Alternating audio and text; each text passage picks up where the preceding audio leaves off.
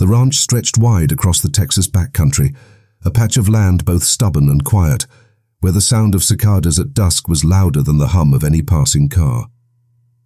Dirt roads wound through the tall grass, ending in scattered homes that stood proud but worn, each one carrying its own story. At the edge of one such road, a mailbox stood like a soldier in front of a weather-beaten wooden fence. It was nothing special, just a plain black box with peeling paint and a little red flag that had seen too much sun. But for the man who owned it, that mailbox wasn't just a box. It was part of his land, part of his pride, and part of the long fight he was beginning to feel deep in his bones. It started small, as most things do. At first, it was only the occasional scratch or dent, a passing truck kicking up rocks, or maybe a careless driver clipping the corner while trying to turn around on the narrow path. But soon, dents turned to crumples, and crumples turned to the unmistakable crunch of metal being crushed under a tire. His mailbox wasn't standing by accident, it was being destroyed, over and over again. And the ones responsible weren't strangers. They weren't passing kids with nothing better to do. They were the very people who claimed to run the neighborhood, the HOA, with their patrol cars and their smug sense of power, as if the dusty ranch roads were their personal kingdom. The man who lived on that land wasn't the type to stir trouble. He had worked hard to buy his space away from the city, away from the noise, away from the endless rules of other people telling him how to live. His days were long and steady. He woke up before the sun, fed the horses, and tended to the fences that always seemed to sag under their own weight. He wasn't rich, and he wasn't trying to be. He was just a man who wanted his peace. And yet that peace was being chipped away, mailbox by mailbox, until it felt like the fight was being dragged right up his driveway. The HOA called themselves cops, but everyone knew they weren't. They drove old white SUVs with flashing lights screwed into the roof, pretending to be something they weren't. They wore polo shirts with embroidered badges, carried radios that crackled with authority, and barked orders as if they owned the dirt beneath their tires. To outsiders, it might have looked harmless, just neighborhood volunteers keeping things orderly. But for those who lived under their shadow, it was different. Their rules were suffocating, their fines constant, and their patrols more like stalking than safety. Neighbors whispered, but never spoke too loudly. Some paid the fines and bowed their heads, too tired to fight. Others looked the other way, afraid that the wrong word would put them on the list, the invisible blacklist where grass too high, a fence too crooked, or a mailbox too bold could mean harassment that never ended. That rancher had never cared much for politics, never cared for who thought they were in charge. But now they had pushed too far. At night, he'd sit on his porch and stare out at the broken remains of his mailbox lying in the grass, headlights sometimes flickering in the distance like predators' eyes. He thought about how something as small as a mailbox had turned into a war. But deep down, he knew it wasn't about the box. It was about control. They wanted to remind him that he lived under their thumb, even out here, miles from the heart of their gated streets. The land carried its own silence, but beneath that silence there was tension. He felt it every morning when he walked down the gravel path to where his mailbox should have stood straight and proud. He felt it every evening when he noticed the tire tracks pressed deep into the earth near the road. The normal life he had built, steady and quiet, was being chipped away by something petty and cruel. Yet, in the Keishas, Welty, he sensed something darker. They weren't just destroying property. They were sending a message. What they didn't know, what they couldn't know, was that he was the wrong man to test. He wasn't loud. He wasn't quick to anger. But once pushed, once a line was crossed, he didn't step back. He built fences strong enough to withstand storms. He built barns that stood through the worst winters.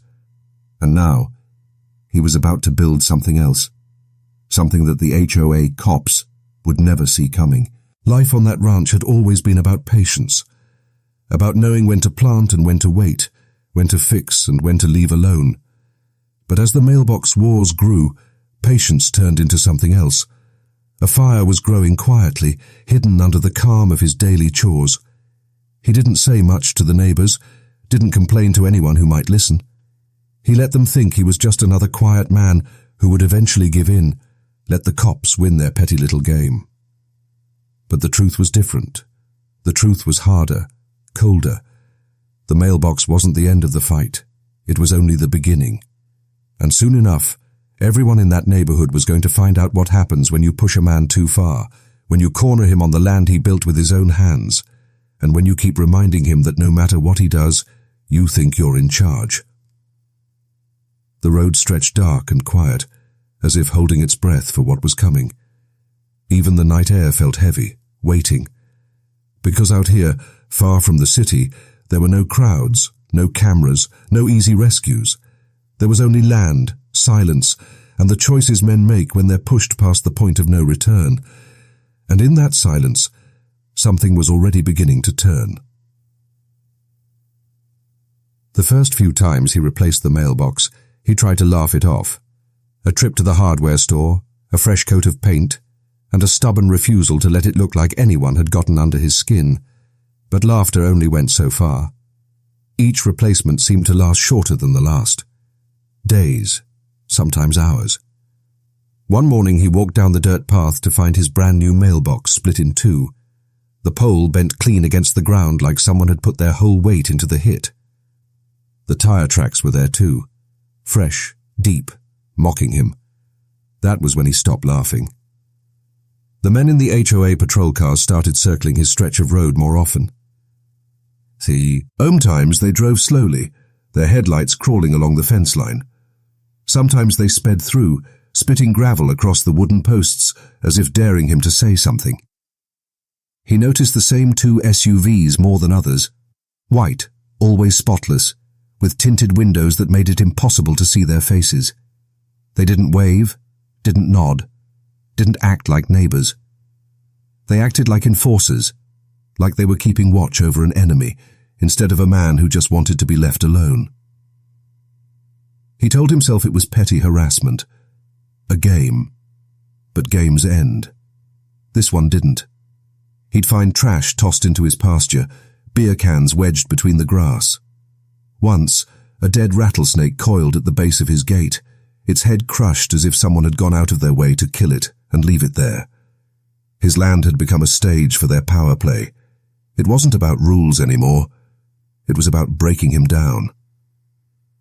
Other neighbors knew what was happening, but none of them said a word. They saw the bent poles, the mangled boxes, the way the cops lingered near his property. But people around here had their own scars with the HOA, their own silent agreements to keep their heads down. "Don't poke the bear," one older man had told him once. "They'll never let it go." That was the truth of it. The HOA didn't just find people, they hunted them. And now he was the prey they had chosen. The pressure began to seep into everything. His work around the ranch felt heavier. He caught himself snapping at the horses when they pulled too hard against the rope, or cursing at tools when they broke in his hands. Nights grew longer, his sleep thinner. He lay awake listening for engines on the road, sometimes swearing he heard footsteps near the fence line. The paranoia wasn't imagined. More than once, he stepped outside to find footprints in the dirt near his gate. They were watching him, testing him. Money wasn't helping the strain either. Ranching was no gold mine, and every mailbox replacement cut into pockets already stretched thin. Feed prices had gone up, a fence needed mending, and the HOA had started sending letters about supposed violations. Grass not trimmed short enough, unauthorized structures, claims about noise that never happened. Each letter carried a threat: pay up or face the board. He knew what they were doing. It wasn't about the mailbox anymore. It was about bleeding him dry until he either moved or broke. The worst part wasn't the damage. It was the silence from those around him. Neighbors smiled tightly when they passed him in town, but their eyes slipped away too fast. Even the sheriff's office didn't care. He'd driven down once to file a report, only to be told that unless he had video or a clear witness, there was nothing they could do. The deputy's smirk made it clear they weren't going to tangle with the HOA. They were too connected, too entrenched. That's when the anger started turning sharp. He stopped seeing the mailbox as just property. It became a line in the sand.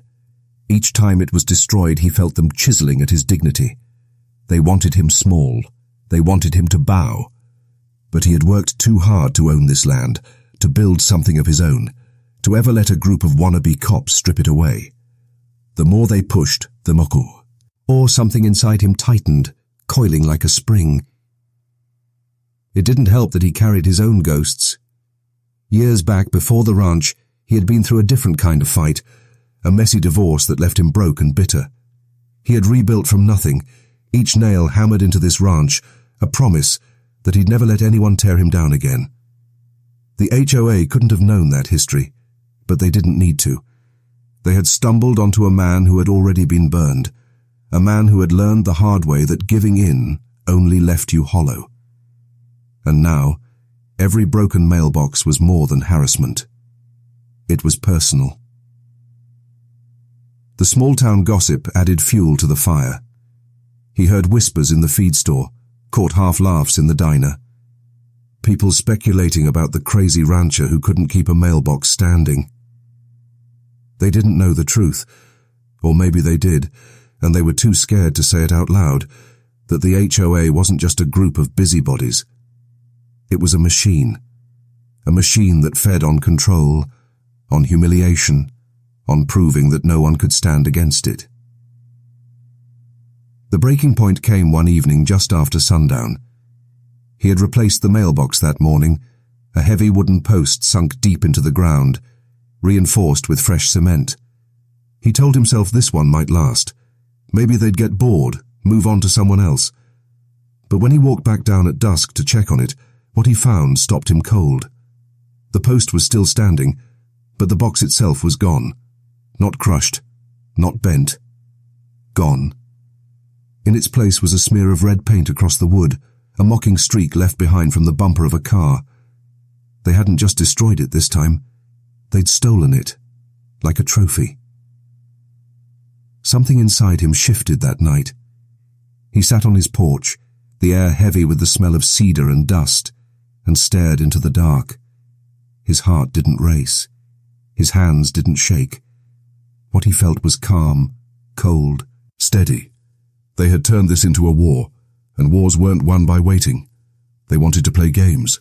He was done playing. From then on, everything he did carried purpose. Trips into town weren't just for feed anymore. He started visiting hardware stores, scrapyards, and picking up supplies that had nothing to do with ranching. Steel pipes, reinforced brackets, bags of concrete. Neighbors might have thought he was fixing a fence or building another shed. He let them think what they wanted. But each piece had a place in the plan, taking shape in his head. He didn't brag, didn't talk.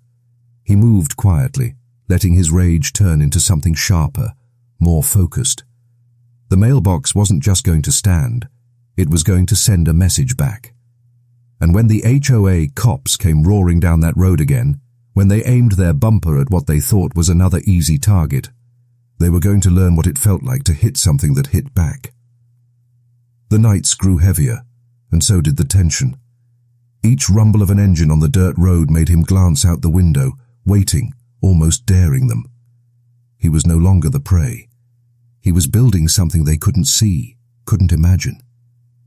And soon, when steel met steel in the dark, the balance of power would shift, and the game would finally break open. The night it happened was still, the kind of stillness that presses on your skin like a weight. The stars hung sharp in the black sky, the dirt road pale under the moonlight. The mailbox stood like a sentinel at the edge of the ranch, but this time it wasn't the flimsy steel box they were used to crushing. It was a fortress disguised as something ordinary, steel core, concrete base, welded plate hidden beneath the paint. To anyone driving by, it looked no different from the ones before. That was the trap. He had built it with precision, each blow of the hammer, each pour of concrete fueled by the steady fire of weeks of humiliation. It wasn't reckless, it wasn't rushed, it was planned.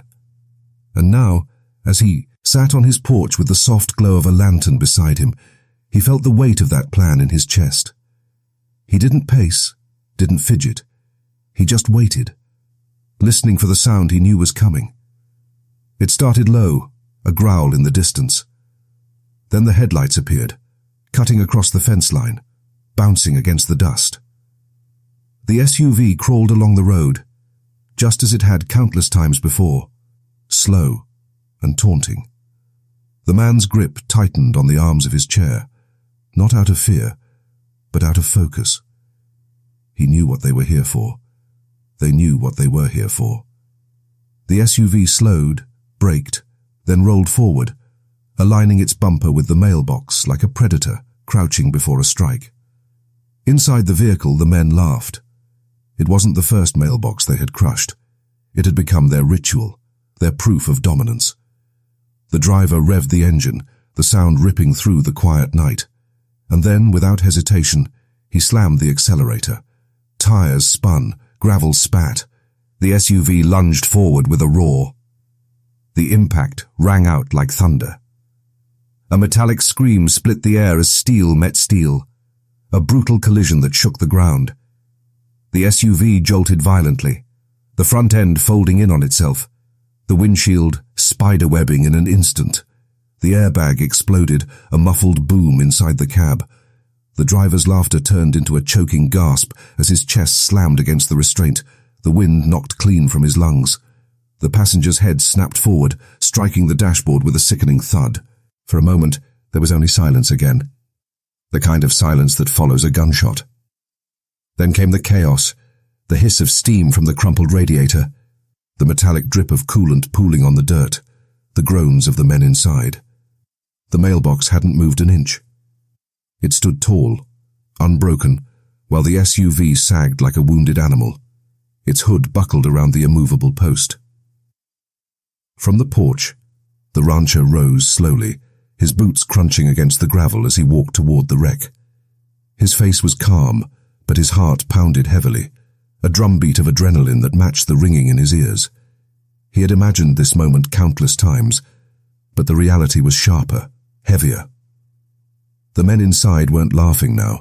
They were coughing, swearing, and fumbling with the mangled doors. One managed to shove his way out, stumbling into the dirt, clutching his side. The other stayed slumped over the wheel, blood running from a cut above his brow. The rancher stopped a few paces away, staring at the wreckage.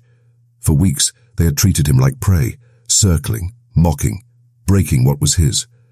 Now the roles had shifted. They looked small, fragile, human. His breath came slow and steady, but inside there was a storm. A flash of satisfaction, yes. A voice telling him they got what they deserved. But also a darker whisper. This wasn't supposed to end like this. The driver, clutching his ribs, staggered toward him, spitting curses through clenched teeth. You set us up, he hissed, his voice wet with pain. His eyes were wild, half from anger, half from fear. For the first time, the mask of power they wore had slipped, and underneath it was panic. The rancher said nothing. His silence seemed to enrage the man even more. He tried to lunge, but his body failed him, folding back into the dirt. The passenger groaned, trapped against the deployed airbag, his breath shallow, the smells. Hill of gasoline drifted into the air, sharp and alarming. The rancher's stomach turned. He hadn't thought about fire. Hadn't thought about what would happen if the wreck went further than bruises and broken bones. His pulse quickened, the reality of it crashing down. This wasn't just a mailbox war anymore. This was blood, injury, maybe death. For a long moment, he stood frozen, his mind clawing between satisfaction and horror. He had wanted to end their game, to show them he wasn't weak. But now he saw the cost. He saw what his hands had built, what his silence had allowed to grow, and how quickly it had spun beyond control. Then came the sound. Sirens, faint at first, then rising. Red and blue lights flickered on the horizon, racing toward the wreck. Someone must have called. Or maybe the HOA patrol carried radios that summoned backup the moment trouble came. Either way, the quiet night was over. The rancher turned his head back toward his house, toward the safety of the porch light. His chest heaved, torn between walking away and staying rooted in the scene. Part of him wanted to deny it, to convince himself this wasn't his fault, that they had chosen this path by hitting what they thought was another easy target. But another part of him knew the truth. He had built the trap. He had waited for them to fall into it. And now, as the sirens grew louder, there was no denying what had happened. The men moaned in the dirt, the SUV hissing like a dying beast. The mailbox loomed over the wreck, unyielding, a silent monument to rage and pride. And in that moment, the rancher realized something he hadn't before. He had won the fight, but victory felt nothing like he imagined. It didn't feel like power. It felt like a wound that would never close. The red and blue lights flooded the road, bouncing off the twisted metal and the proud, unbroken post. Officers spilled out, voices sharp, urgent, cutting through the chaos. The rancher's hands trembled now for the first time, not from fear of them, but from the weight of what he had done. He had taken back control, but at a cost that no amount of pride could wash clean. The night swallowed the last bit of quiet, and all that remained was the sound of sirens, the hiss of the wreck, and the pounding of a heart that knew nothing would ever be the same.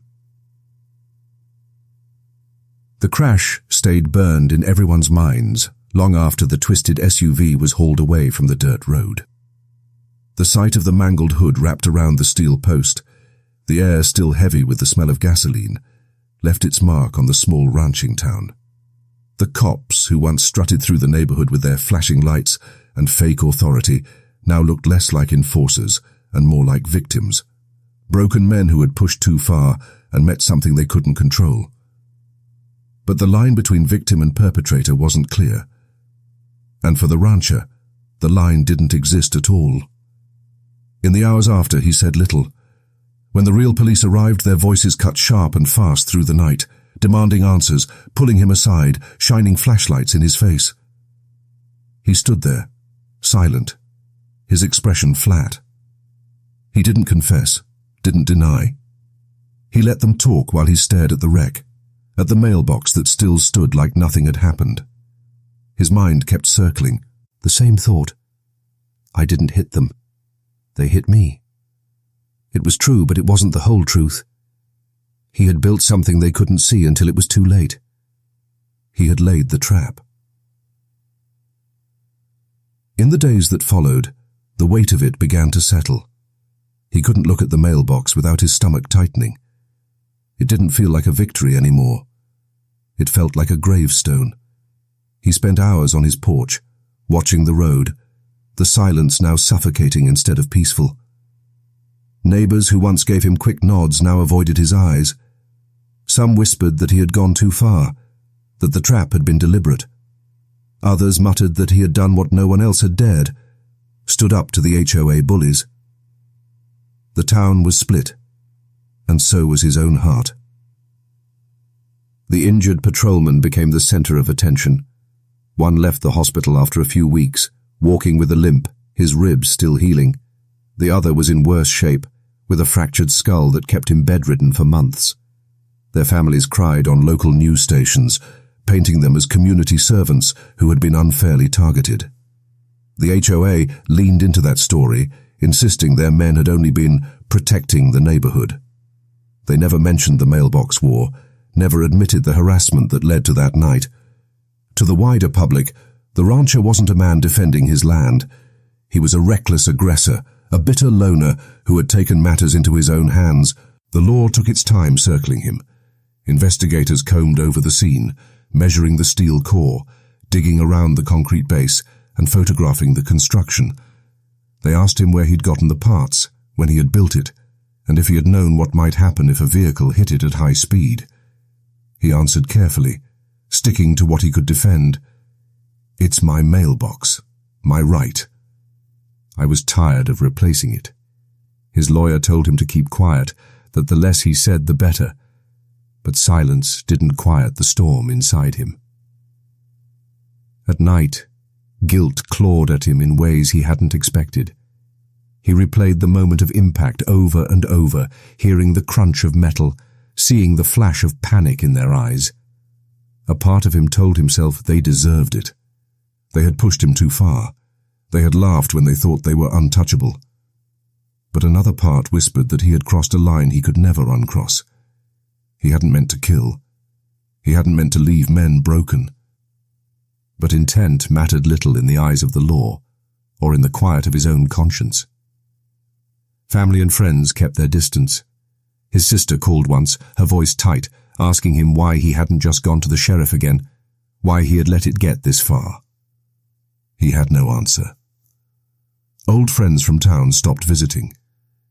Even the feed store clerk, who had once chatted with him about hay prices and cattle feed, now cut conversations short, his eyes sliding toward the floor. Isolation grew thicker than the fences around his land. Meanwhile, the HOA doubled down. They rallied the community with meetings and statements, painting the crash as an attack on all of them. They raised money for the injured men, put their faces on posters, and spoke about standing against violence. The irony stung. The same men who had crushed mailbox after mailbox were now saints in the public eye. The same group that had preyed on neighbors now draped themselves in victimhood. The rancher knew his reputation was ruined. To some he was a monster, to others a quiet hero who had gone too far.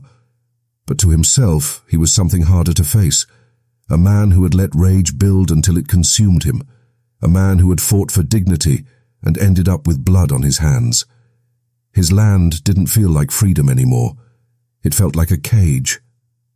As the legal wheels turned, the waiting became its own punishment. Lawyers talked about charges, reckless endangerment, assault with a deadly weapon, even attempted manslaughter.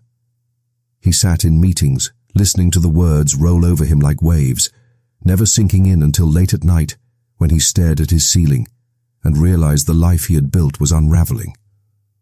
The ranch that once felt permanent now felt fragile, its fences unable to hold back what was coming. The community too felt the aftershocks.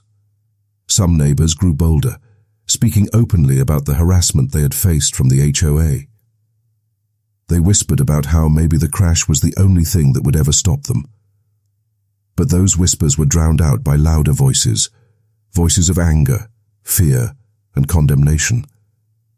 The local paper ran stories with headlines that painted him as unstable, dangerous, unhinged. The man who once wanted nothing more than peace had become a symbol of unrest. And in the quiet moments, when the noise of town and lawyers and accusations faded, he wrestled with himself. He thought about how it could have been different. If he had walked away, if he had let them keep winning, if he had swallowed his pride and replaced the mailbox one more time. But he hadn't. He had chosen a different path. And no matter how much he tried to justify it, no matter how much he reminded himself that they had pushed him there, the truth sat heavy in his chest. He had built something to break men, and it had done exactly that. The days moved slowly, but each one carried him closer to judgment, by the law, by the town, by himself. And the hardest part wasn't the charges, or the gossip, or even the isolation. It was the knowledge that nothing he did could undo what had already been set in motion. The mailbox still stood, unyielding, while everything else in his life bent and cracked beneath the weight of consequence. When the trial finally came, the courthouse was packed. Reporters, neighbors, curious onlookers, everyone wanted to see how the story of the rancher and the mailbox would end. To the prosecution, the case was simple. He had built a trap, designed to maim, knowing full well what would happen if someone rammed into it. To the defense, it was just as simple.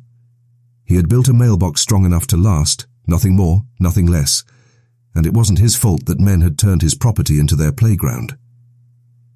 The truth, like most truths, sat somewhere in the middle. The jury didn't see a monster, but they didn't see an innocent man either. They saw a man pushed to the edge who had chosen to fight back in the only way he felt he could.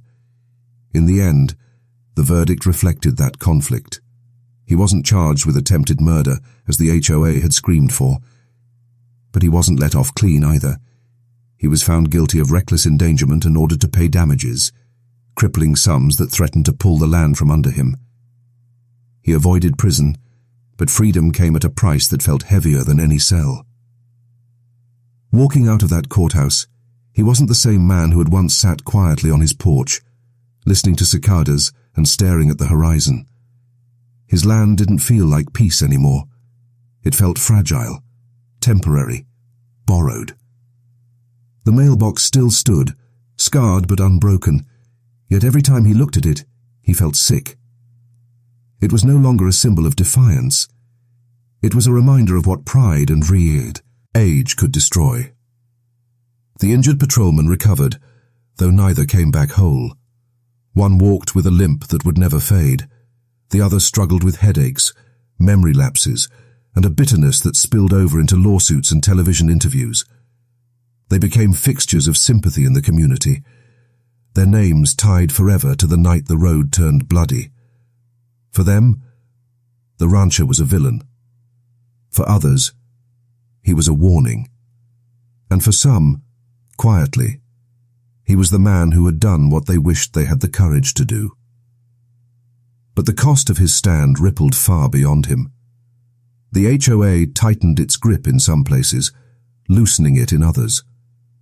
Lawsuits and scrutiny forced changes to how they operated. But their hunger for control never truly went away. Neighbors still looked over their shoulders, still mowed their lawns a little shorter, still paid their fines rather than risk becoming the next target. Fear lived on. Even as the legend of the mailbox grew, the story made national news for a time, framed as a bizarre tale of vigilante justice and suburban power gone too far. Commentators debated morality, power dynamics, and the thin line between self-defense and cruelty. Was the rancher a hero or a criminal? Was the HOA a victim or an oppressor? The questions hung in the air, never fully answered, because the truth was too messy to fit neatly into one box. For the rancher himself, the aftermath was quieter, lonelier. He kept to himself, tending to his land, paying off debts that seemed endless. Nights were hardest. That sound, the crunch of steel, the shattering of glass, haunted his sleep, slipping into his dreams until he woke drenched in sweat. He told himself he had no regrets, that they had brought it on themselves. But deep down, he knew regret had seeped in like water through cracked wood, impossible to ignore. Justice had been served, perhaps, but not in the clean way people wanted. The law had punished him, but it hadn't healed the wounds on either side. The injured men would carry their scars forever. The rancher would carry his, and the community would remember that night as a story of how power and pride can twist ordinary lives into tragedy. Looking back, the mailbox was never really the point. It was about control, about dignity, about how far a person can be pushed before they push back. It was about how petty cruelty can turn into something irreversible when pride takes root. And it was about the danger of silence, of neighbors too afraid to speak, of a system that looked away until it was too late. In the end, the story wasn't just his. It belonged to everyone who lived under the shadow of the HOA, to everyone who had swallowed their anger and bowed their heads, to everyone who had wondered what might happen if they finally fought back. He had shown them the answer. And the answer wasn't triumph. It was rue. Ined. The land still stretched wide, the cicadas still sang at dusk, the road still wound its lonely way through the grass. But for the man on the porch, nothing was the same. He had learned the hard way that justice doesn't come clean, that pride can cost more than it gives, and that sometimes winning feels like the deepest kind of loss. The mailbox still stood, but it no longer mattered. What mattered was the truth etched into every scar of metal and concrete, that power games destroy more than they ever build. that control breeds rebellion, and that human nature, stubborn, prideful, fragile, can turn even the smallest battles into wars no one truly wins.